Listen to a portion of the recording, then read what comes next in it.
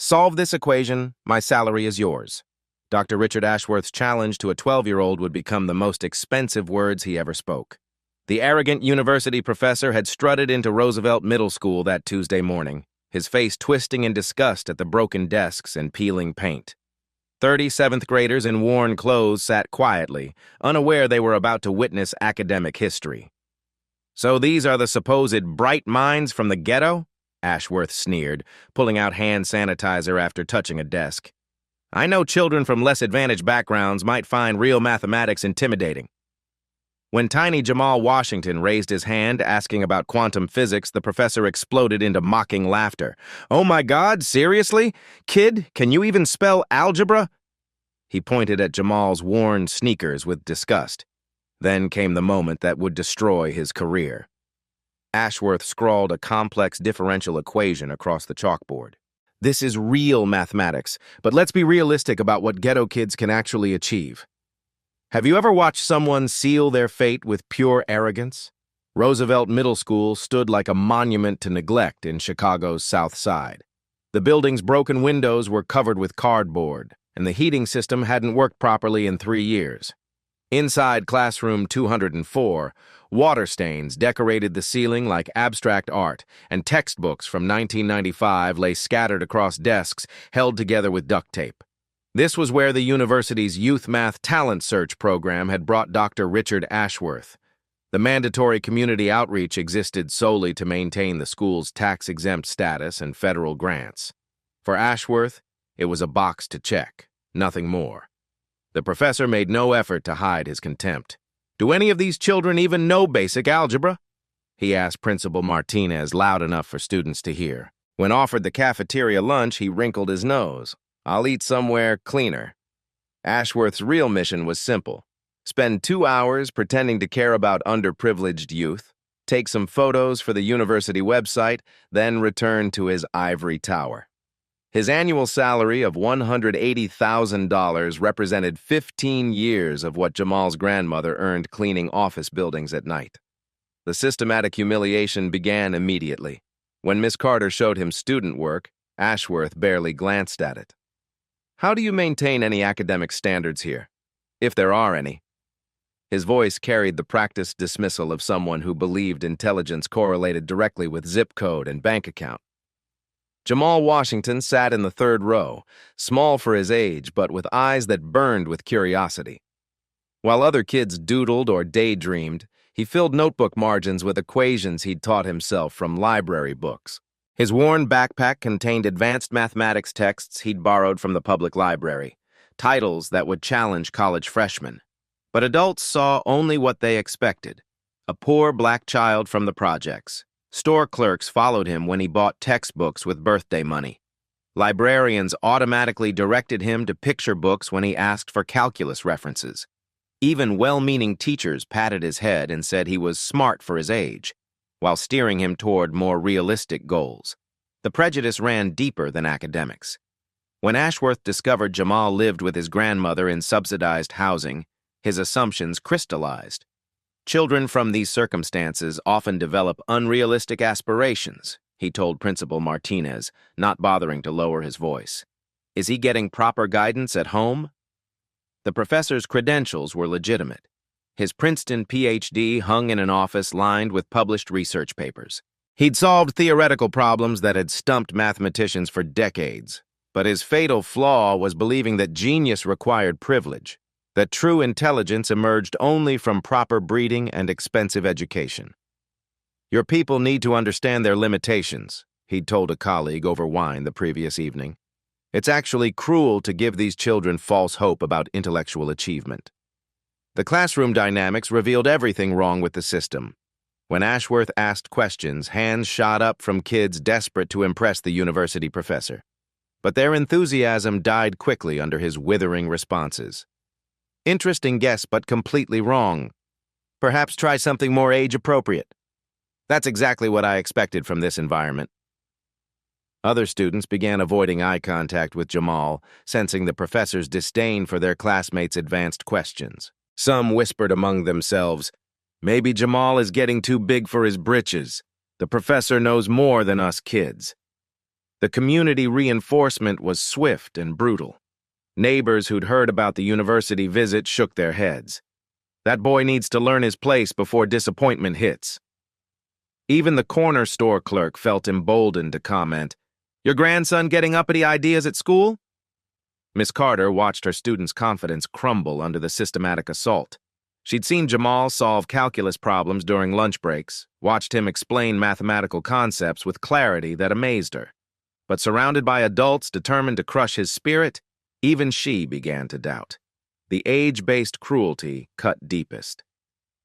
12-year-olds should play with toys, not pretend to understand mathematics, Ashworth proclaimed to anyone who'd listen. Children this age lack the cognitive development for abstract thinking. This boy needs a reality check about adult subjects. The racial undertones were subtle but unmistakable. Ashworth spoke about these children and your people with the practiced discrimination of someone who'd never examined his own bias. He referenced cultural differences in intellectual priorities and suggested Jamal focus on more practical skills. By the end of that first hour, a brilliant child had been systematically stripped of confidence by adults who should have nurtured his gift.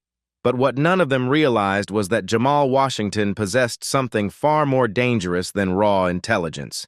He had the quiet determination of someone who'd been underestimated his entire life. How far would they push before discovering their mistake? The moment that would change everything started with Ashworth's sadistic smile. He'd been building toward this crescendo of humiliation for 30 minutes, systematically destroying Jamal's confidence piece by piece. Now came the kill shot. "Since this child thinks he can play with adult mathematics," Ashworth announced, turning to face the class, "let's give him a real test."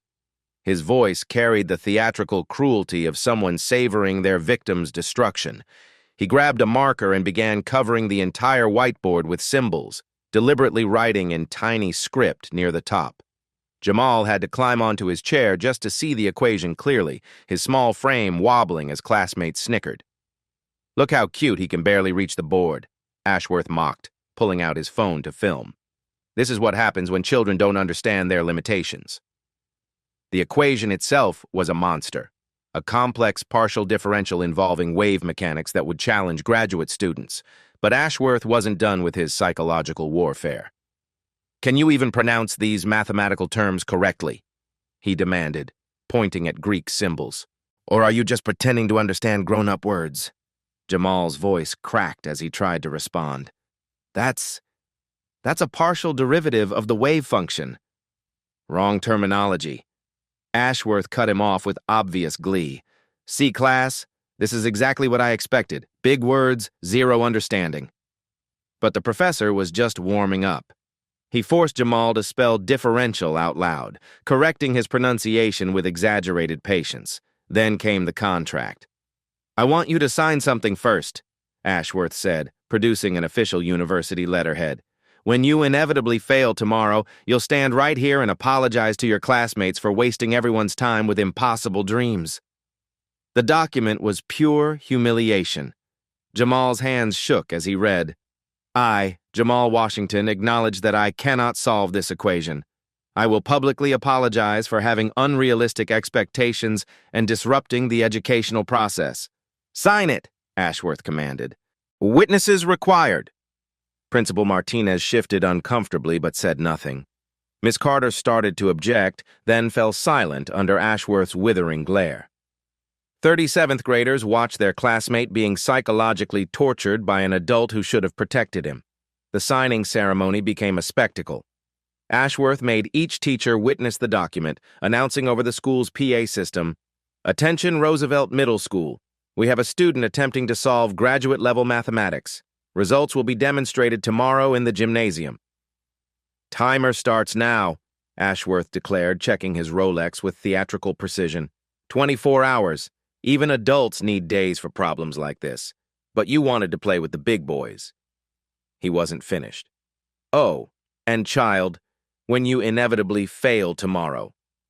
He pointed to a spot directly in front of the whiteboard.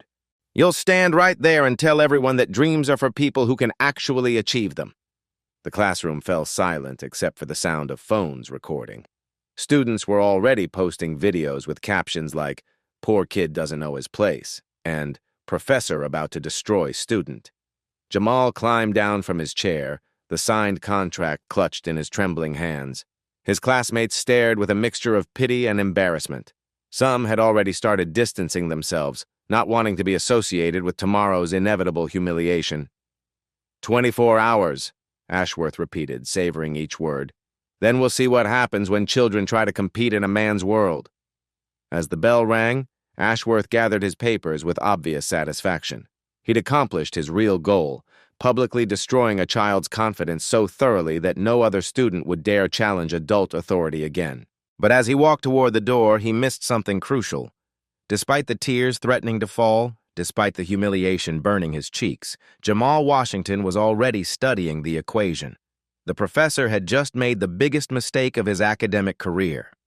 What happens when you underestimate someone who's been fighting their entire life? That afternoon, Roosevelt Middle School's library felt like a sanctuary. While his classmates headed home or to after-school activities, Jamal sat alone at a corner table, surrounded by borrowed mathematics textbooks that most adults couldn't understand. The equation Ashworth had scrawled across the board stared back at him from his notebook. At first glance, it looked impossible. A complex partial differential equation involving wave mechanics that would normally require years of graduate study to comprehend. But Jamal had been teaching himself advanced mathematics since he was 9 years old. While other kids played video games, he devoured physics papers and mathematical proofs. His worn backpack contained texts on quantum mechanics, differential equations, and theoretical physics that he'd memorized cover to cover.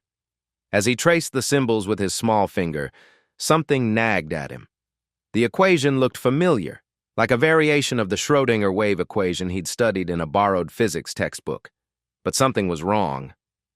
"This coefficient should be negative," he whispered to himself, checking and rechecking his references. "Energy dissipates, it doesn't amplify infinitely." His heart started racing as the realization hit him. Professor Ashworth hadn't just given him a difficult problem, he'd made a fundamental error in transcription. The equation as written violated basic conservation of energy principles. It was mathematically impossible to solve because it was mathematically incorrect. Jamal spent the next 3 hours verifying his discovery. He found the original 1926 Schrödinger paper online, comparing it symbol by symbol with Ashworth's version. The error was undeniable. A positive coefficient where there should be a negative one, making the equation describe a system that gained energy from nothing. "If this is right," Jamal breathed, "then Professor Ashworth doesn't know what he wrote." The next morning arrived gray and cold. Word about the challenge had spread throughout the school, with students gathering in small groups to whisper about Jamal's impending humiliation. Some looked at him with pity, others with the cruel anticipation of watching someone fail spectacularly. Miss Carter pulled him aside before class. "Jamal, you don't have to do this. We can find a way for you to back out gracefully."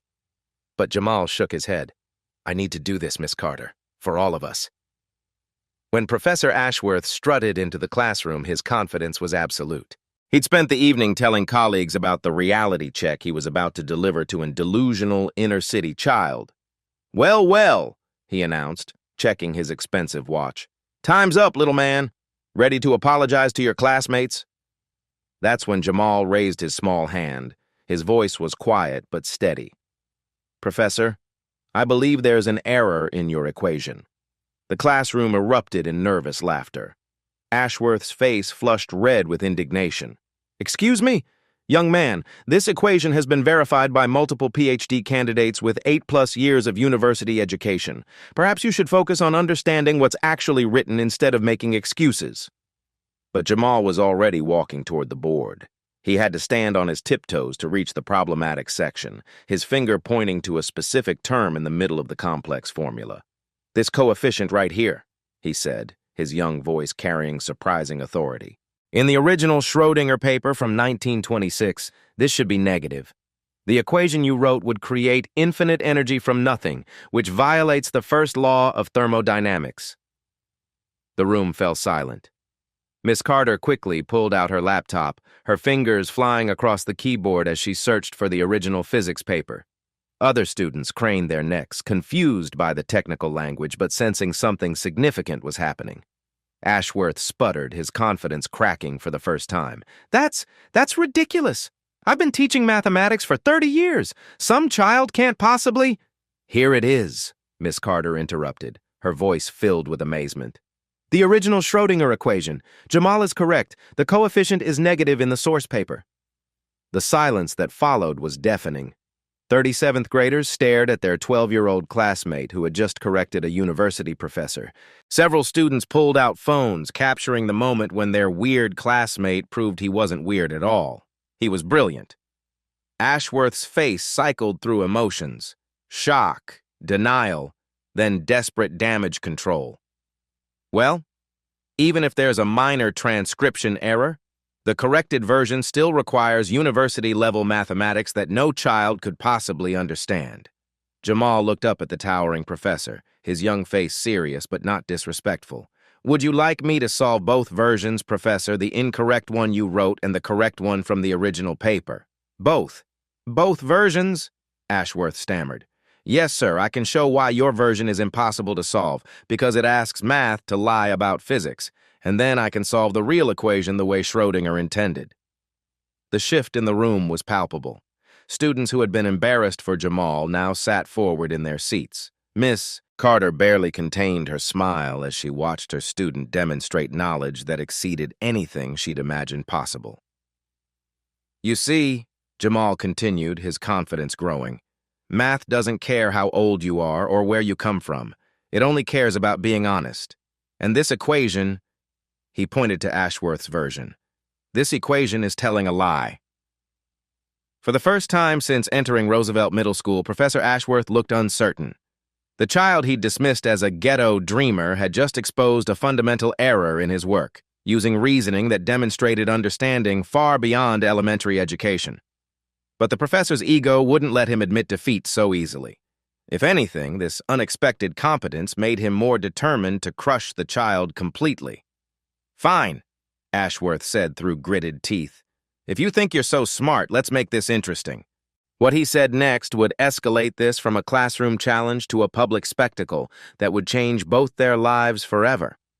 Could a 12-year-old really be this dangerous to a professor's reputation?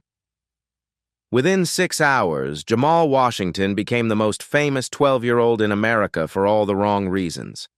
The video started innocently enough. A classmate had filmed the moment Jamal corrected Professor Ashworth, posting it on TikTok with the caption, "Kid thinks he's smarter than a professor, LOL." But the internet had other plans. The clip exploded across social media platforms like wildfire. By lunchtime, it had been viewed 2 million times under the hashtag #ProfessorVisKid. The comments section became a battlefield between those defending Jamal and others, eager to watch a uppity child get destroyed. "Poor baby doesn't know his place yet. That professor is about to end this kid's whole career. Why are we entertaining a 12-year-old's delusions?" This is what happens when kids don't respect adults. But buried among the cruelty were other voices.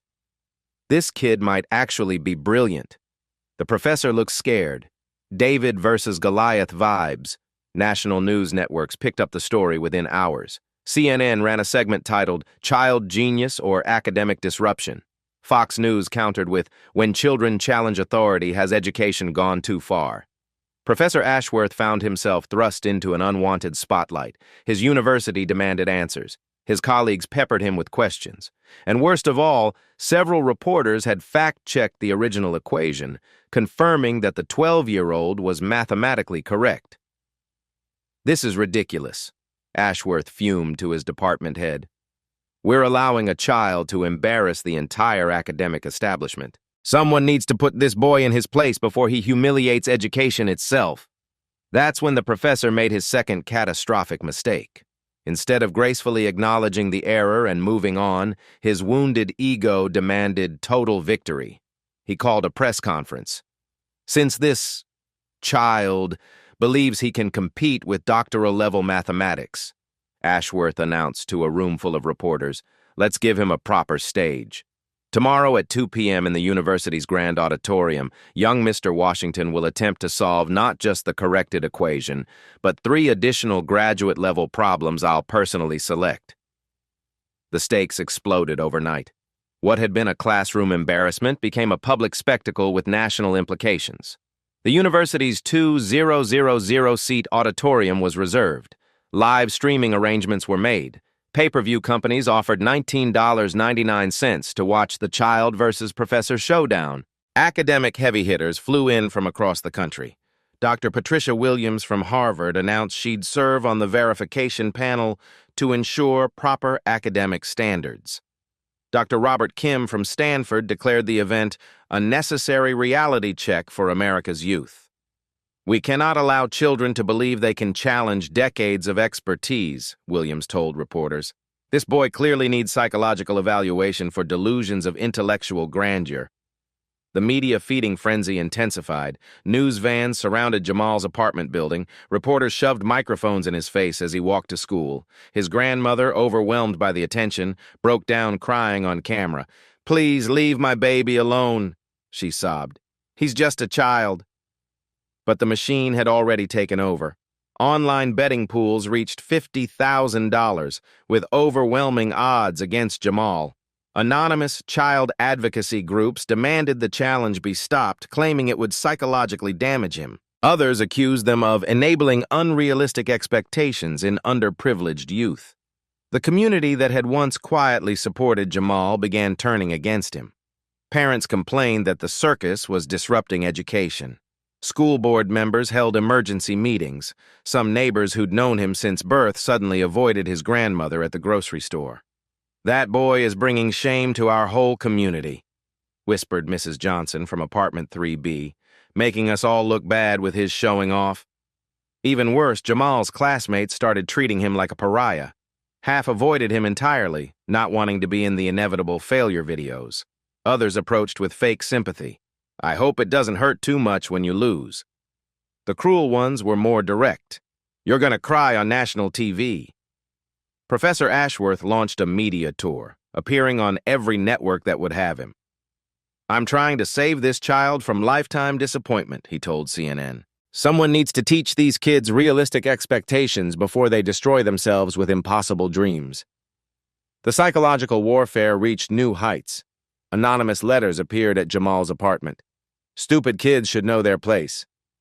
Fake academic experts appeared on news shows questioning the boy's mental health.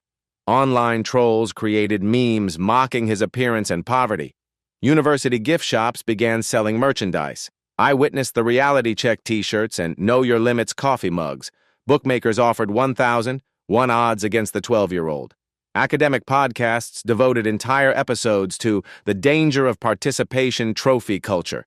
Dr. Ashworth's confidence reached new peaks during his final pre-event interview. "I almost feel bad about what's going to happen to this child tomorrow," he said with theatrical sympathy. "But sometimes reality requires harsh lessons." As Tuesday evening arrived, Jamal sat alone in his bedroom, surrounded by advanced mathematics textbooks and the crushing weight of a nation's expectations.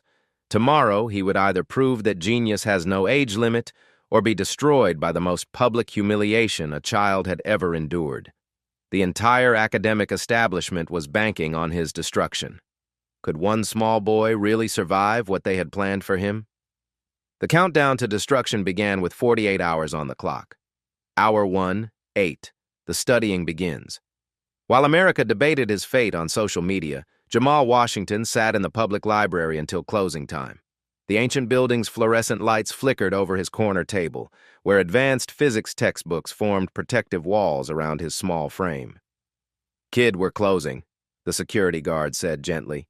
He'd been watching the 12-year-old for hours, this child who'd somehow become national news. "Are you okay getting home?" Jamal looked up with exhausted eyes.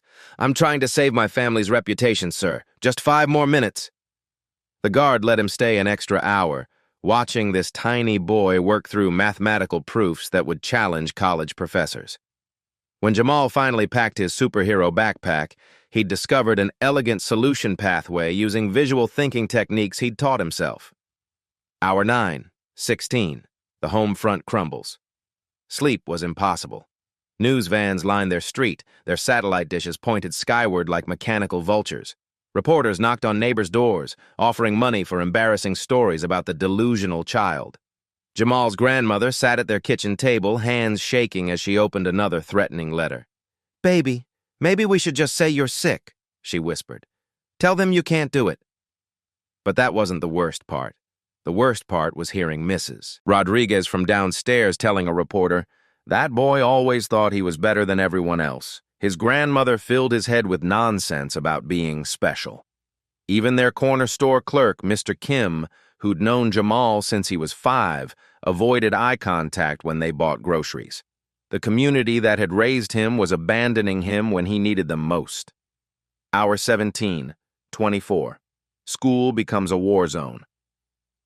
Wednesday morning at Roosevelt Middle School felt like walking through enemy territory. Half of Jamal's classmates pretended he didn't exist. The other half watched him with the fascination reserved for car accidents. "My dad says you're going to embarrass all black kids," whispered Marcus during math class. "Says you're making us look stupid by trying to be something we're not." During lunch, Jamal sat alone while kids filmed him eating, creating TikToks with captions like "last meal before execution" and "RIP this kid's confidence." Even worse, some teachers whispered among themselves, questioning whether they should have intervened earlier. "Maybe we enabled this," Miss Carter overheard in the faculty lounge. "Told him he was smarter than he really is." But there was one bright spot. Carter secretly provided advanced textbooks during lunch, helping him understand graduate-level notation systems. "You're not crazy, Jamal," she said quietly. "What you did yesterday was remarkable." Hour 25, 32. The media circus intensifies Wednesday afternoon brought more horror. A reporter cornered Jamal outside school, shoving a microphone in his face. "How does it feel knowing the entire academic world is laughing at you?" The psychological warfare was systematic and cruel. Fake child development experts appeared on news shows, diagnosing him with everything from autism to narcissistic personality disorder. Online trolls had created a countdown website. Hours until reality hits delusional child. Anonymous calls flooded the school's phone lines. Some threatened the safety of that uppity kid and his family. Others demanded he be expelled for disrupting education with his attention-seeking behavior. The worst came during dinner. His grandmother was watching the news when a Harvard professor appeared on screen. "This child clearly suffers from grandiose delusions common in underprivileged youth who lack proper guidance. Tomorrow's event will either cure him or permanently damage his psychological development." Jamal watched his grandmother's face crumble. She'd spent years sacrificing everything to give him opportunities, and now the world was telling her she'd failed him. Hour 33, 40. The betting pools. Wednesday night revealed the true scope of the spectacle. Online betting had reached $100,000, with professional gamblers offering $2,000. One odds against Jamal. The payouts were so extreme that some people were borrowing money to bet against a 12-year-old. Worse, merchandise had appeared overnight. Street vendors outside Roosevelt Middle School sold Team Professor T-shirts alongside cruel knockoffs featuring Jamal's school photo with the caption "Unrealistic Dreams."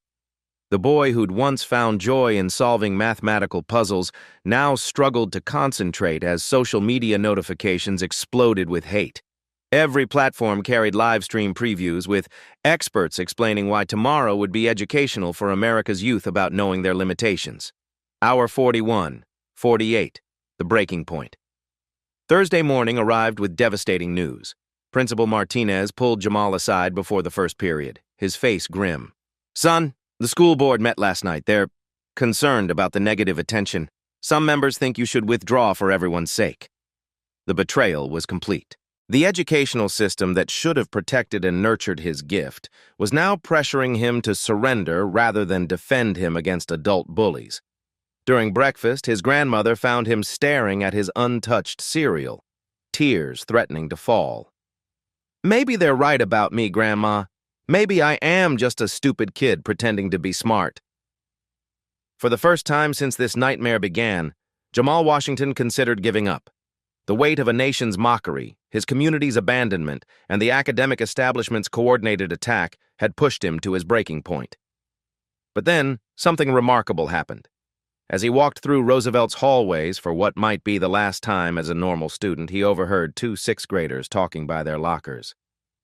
"My little sister asked me if she could be a mathematician when she grows up," one said quietly. "I told her only if she's really, really smart like Jamal." "Yeah," the other replied. "My mom said if Jamal can correct a professor, maybe we're all smarter than adults think." In that moment, Jamal realized this was bigger than his personal humiliation. Thousands of children across the country were watching, wondering if age and background really limited what they could achieve. His failure wouldn't just destroy him, it would convince an entire generation of young minds that they should never dare to dream beyond their circumstances.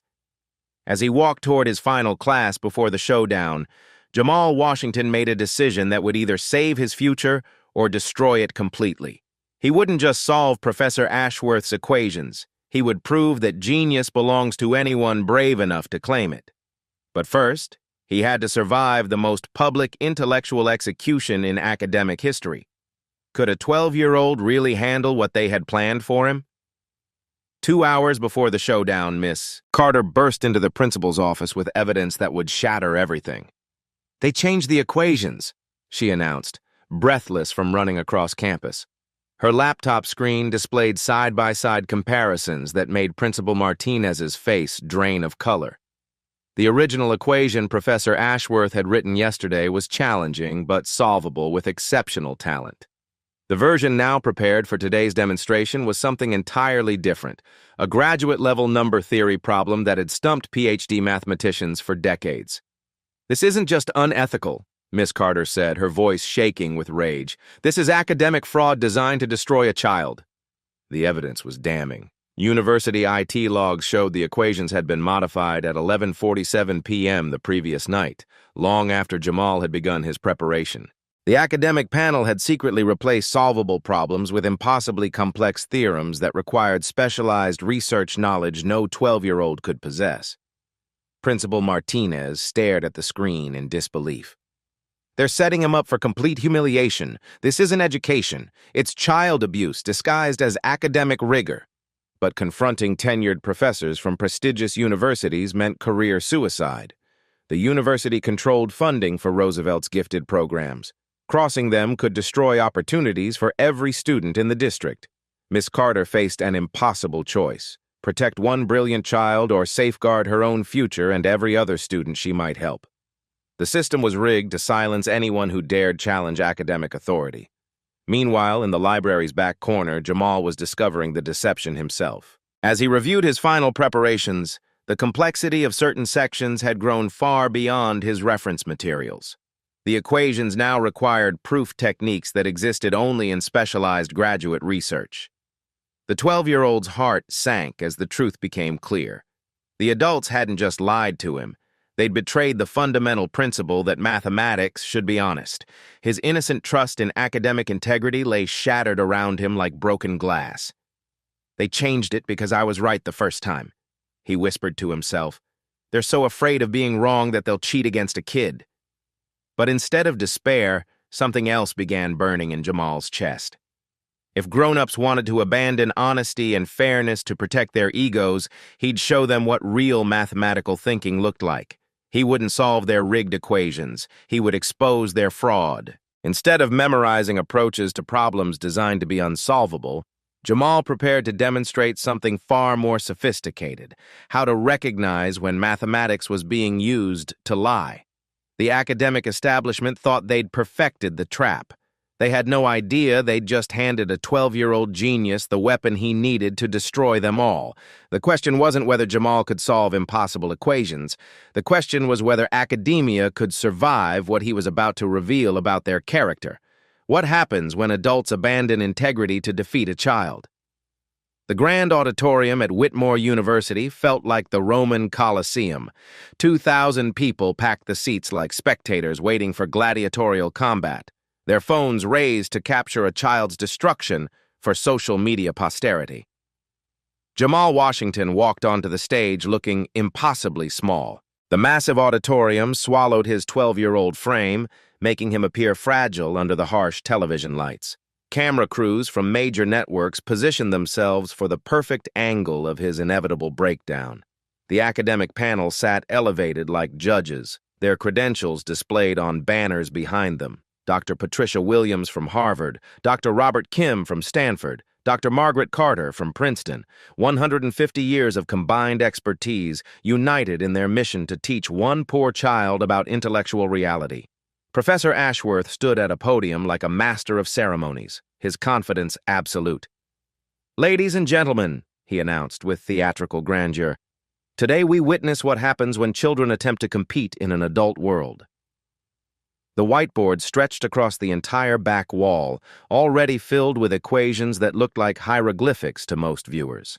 Pay-per-view cameras captured every angle as Jamal approached, his worn sneakers squeaking against the polished floor. For the first 10 minutes, magic happened. Jamal's young voice carried surprising authority as he began working through the problems methodically. His natural teaching ability shone as he explained each step in language his 7th-grade classmates could understand. "This part represents wave function collapse," he said, his marker tracing symbols with confident strokes. "It's like asking math to describe how energy moves through space." The audience murmured with growing amazement. Social media comments shifted from mockery to surprise. Even some panel members leaned forward, recognizing sophistication that shouldn't exist in someone so young. Then he hit the trap.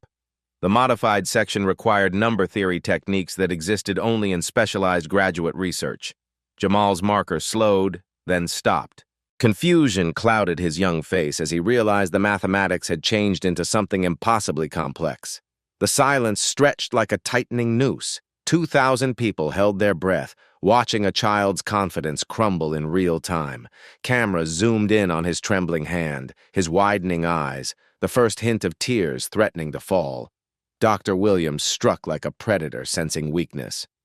"Perhaps the young man has reached the intellectual ceiling we predicted?" Her voice carried practiced condescension. "This is what happens when we give false hope to underprivileged children." Scattered laughter rippled through the audience. Not cruel laughter, worse, pitying laughter. The sound of adults who'd known this outcome was inevitable, who'd gathered to watch a child learn his place in the world. Jamal's hand shook so badly he dropped the marker. It clattered against the floor like a gunshot in the silent auditorium. Social media exploded with hashtags. #realitycheck, #poorkid, #knowyourplace. "This is painful to watch," whispered a reporter into her microphone. "The child is clearly overwhelmed by mathematical concepts far beyond his developmental capacity." In the audience, his grandmother wept silently. Her baby, her brilliant grandson who'd filled their apartment with mathematical wonder, was being psychologically destroyed by adults who should have protected him. Professor Ashworth began standing prematurely, preparing his victory speech about age-appropriate challenges and realistic expectations. The academic panel exchanged satisfied nods. Security moved forward, ready to escort the defeated child away from his public humiliation. Jamal set down his second marker and stepped back from the board. His small shoulders sagged under the weight of national disappointment.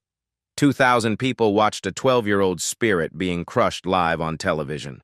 "Maybe they were right about me," he whispered, his voice barely audible through the microphone. "Maybe I'm just a stupid kid who doesn't know his place." The moment felt final, complete. The academic establishment had successfully taught America's children about intellectual boundaries and social reality. The natural order had been restored. But then, cutting through the suffocating silence, came a voice that changed everything. "Jamal!"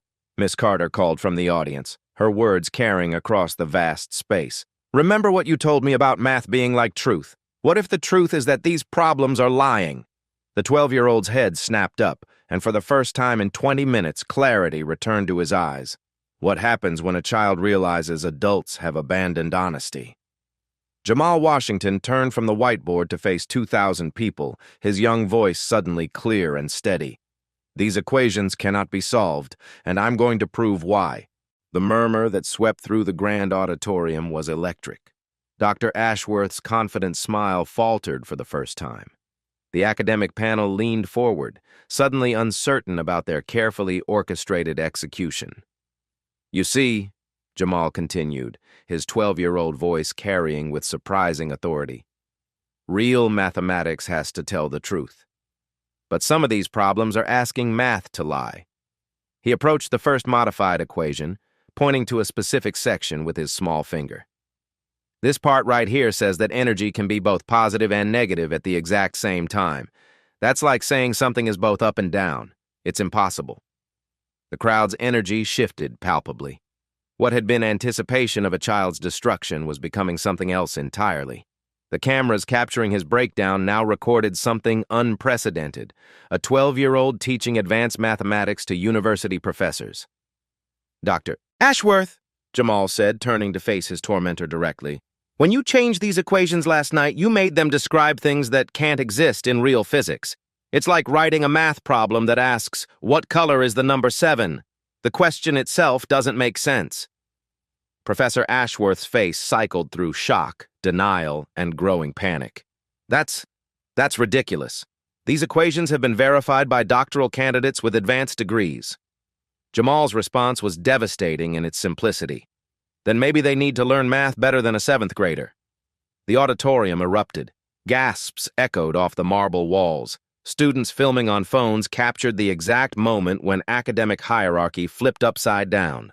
The academic panel exchanged panicked glances as their carefully planned humiliation backfired spectacularly. But Jamal wasn't finished. With methodical precision, he began dismantling each rigged equation, explaining in terms so clear that even the confused 7th graders in the audience began understanding graduate-level mathematics. "This coefficient here violates conservation of energy," he explained, using a playground analogy. "It's like saying you can create a basketball out of thin air. Physics doesn't work that way." Dr. Patricia Williams stood up, her Harvard credentials suddenly feeling worthless. "Young man, where did a 7th grader learn proof techniques of this sophistication?" Jamal's innocent response cut deeper than any academic insult. "I read math books for fun, ma'am. Numbers don't care how old you are. They just want to be understood correctly." The systematic destruction of academic authority continued as Jamal proved one by one that the impossible equations were actually impossible, not because they were too advanced, but because they were mathematically dishonest. "The original equation Professor Ashworth wrote yesterday was beautiful," Jamal explained to the captivated audience. "It described how waves move through space, something scientists have studied for almost 100 years, but these new versions—" He gestured toward the modified problems. "These are just mathematical gibberish designed to look smart." Dr. Robert Kim from Stanford interrupted desperately. "This is preposterous. We cannot allow a child to undermine decades of academic expertise." Jamal turned to him with the moral clarity that only children possess. "I'm not trying to be mean to grown-ups, sir. I just want math to be honest. If you use equations that lie, that's not real mathematics anymore." The moment of complete reversal came when Jamal approached the whiteboard one final time. In clear, confident strokes, he rewrote each equation in its correct form, then solved all 3 in rapid succession. His explanations were so elegant that university professors found themselves taking notes. His methods were so innovative that graduate students pulled out phones to record his techniques. Most remarkably, his teaching was so clear that children in the audience began understanding concepts that had previously seemed impossible. "Math should be like telling the truth," Jamal said as he completed the final solution. "When adults use it to trick kids, they're not doing mathematics anymore. They're just being bullies with fancy degrees." The crowd erupted in a standing ovation that seemed to shake the building's foundation, but the real power came from the children in the audience. Hundreds of young faces suddenly believing that age didn't limit what they could achieve. Professor Ashworth made one last desperate attempt at damage control. This was simply an educational exercise to demonstrate realistic expectations. Jamal's response was the kill shot that ended his career. "Professor Ashworth, you showed that having expensive degrees doesn't mean you understand math better than someone who really studies it. And you showed that some adults will cheat against kids when they're scared of being wrong." The academic panel's meltdown was swift and public. Dr. Williams confirmed that Jamal's proofs were mathematically sound. Dr. Kim scrambled to distance himself from the fraud. Other professors who'd flown in to witness a child's destruction now faced questions about their own competence. But perhaps the most powerful moment came when Jamal addressed the audience directly. I want every kid watching this to know something important. Adults don't always know better just because they're older. Sometimes you have to trust your own mind, even when everyone tells you you're wrong. The social media explosion was instantaneous. #Justice for Jamal replaced #reality check as videos of his triumph spread across every platform. The betting pools that had offered 2,000. One odds against him now faced massive payouts to the few brave souls who'd believed in a 12-year-old genius. University administrators rushed toward the stage, desperate to control the narrative disaster. Media representatives shouted questions about academic integrity. The pay-per-view audience that had paid to watch a child's humiliation instead witnessed the complete destruction of educational arrogance. As the chaos swirled around him, Jamal Washington stood quietly at the center, still holding his marker. He'd done more than solve impossible equations. He'd proven that truth and intelligence belonged to anyone brave enough to claim them, regardless of age, background, or the approval of adults. The 12-year-old who'd entered the auditorium as a victim had emerged as something far more dangerous to the establishment, a symbol of authentic genius that couldn't be controlled, contained, or destroyed by institutional authority. But the most shocking revelation was still to come. What happens when a child's victory exposes corruption that reaches far beyond one arrogant professor? The investigation that followed Jamal's triumph uncovered a conspiracy that shocked the academic world.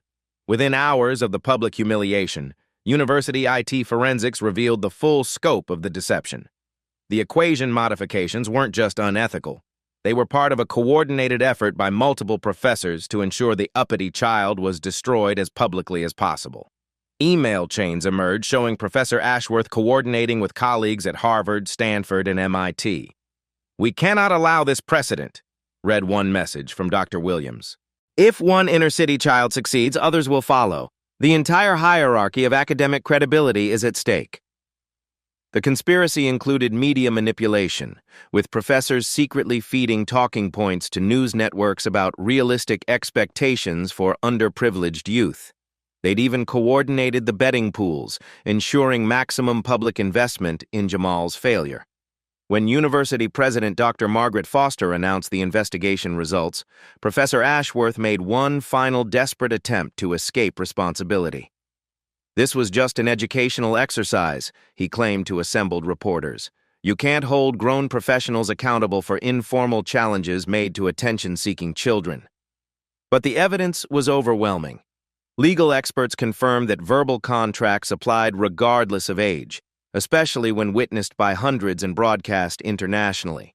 More damaging were the documented threats against a minor and the systematic psychological warfare designed to break a child's spirit.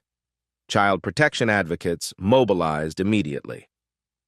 "This represents educational malpractice of the highest order," announced attorney Sarah Richardson.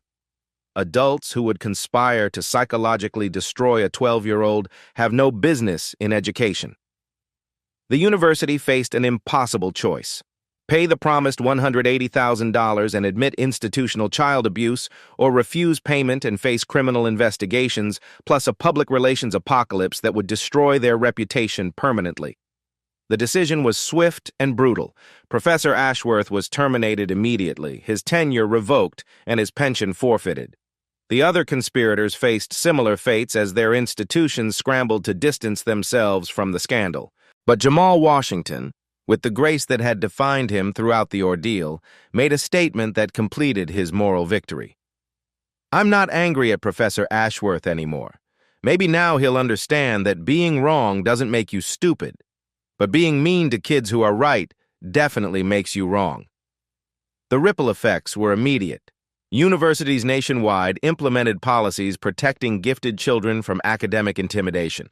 The Jamal Washington Protection Act was introduced in Congress, criminalizing systematic psychological abuse of minors in educational settings. Most importantly, applications from underprivileged children to university mathematics programs increased by 400% as young minds across America realized that genius belonged to anyone brave enough to claim it. Could one 12-year-old's courage really change an entire system? 1 year later, Jamal Washington returned to Roosevelt Middle School as the most famous 8th grader in America. The same classroom where Professor Ashworth had once humiliated him now housed the Jamal Washington Center for Young Mathematical Minds. The cracked walls had been repaired, new equipment installed, and advanced textbooks filled shelves that had once held outdated materials from the 1990s. Jamal still sat with his peers during regular classes, still carried his superhero backpack, and still explained complex concepts using playground analogies that made other kids laugh. But 3 evenings a week, he took graduate-level mathematics courses online, solving problems that challenged PhD students worldwide. The $180,000 from Professor Ashworth's salary had transformed his family's life. His grandmother moved from their cramped apartment to a house with a yard, her medical bills finally paid. But more importantly, the money funded scholarships for other gifted children from underprivileged backgrounds. The coolest thing about math, Jamal told the packed auditorium of elementary students who'd come to hear him speak, is that it doesn't care if you're young or old, rich or poor. Math just wants someone who'll listen to what it's trying to say. The legacy of his triumph extended far beyond personal success. The Washington paradox, the name given to Ashworth's fraudulent equations, became required study in educational psychology programs. Universities worldwide revised their policies on recognizing and nurturing child genius. Most remarkably, Jamal's victory sparked a movement. Children across America began pursuing advanced subjects without shame, inspired by proof that age didn't limit potential. Mathematics competitions saw record participation from young students who no longer accepted adults' assumptions about their capabilities. Miss Carter, now district coordinator for gifted education, watched her former student with immense pride.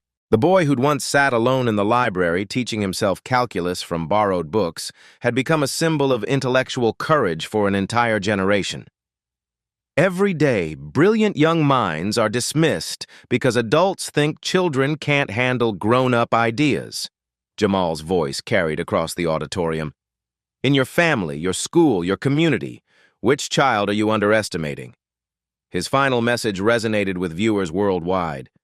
Share this story if you believe in the power of young minds. Subscribe for more stories of kids who refuse to be limited by what adults thought they could do. And remember, the next genius you meet might still be learning their multiplication tables. The 12-year-old who'd once been told to know his place had taught the world that genius belongs to anyone brave enough to claim it. What extraordinary mind will you discover today? The story you heard today wasn't cleaned up. It was told exactly as it happened. At Black Voices Uncut, we believe that's the only way truth can live. If you felt something, hit like, comment, and your reaction, and subscribe. Every week, we bring you voices that refuse to be silenced.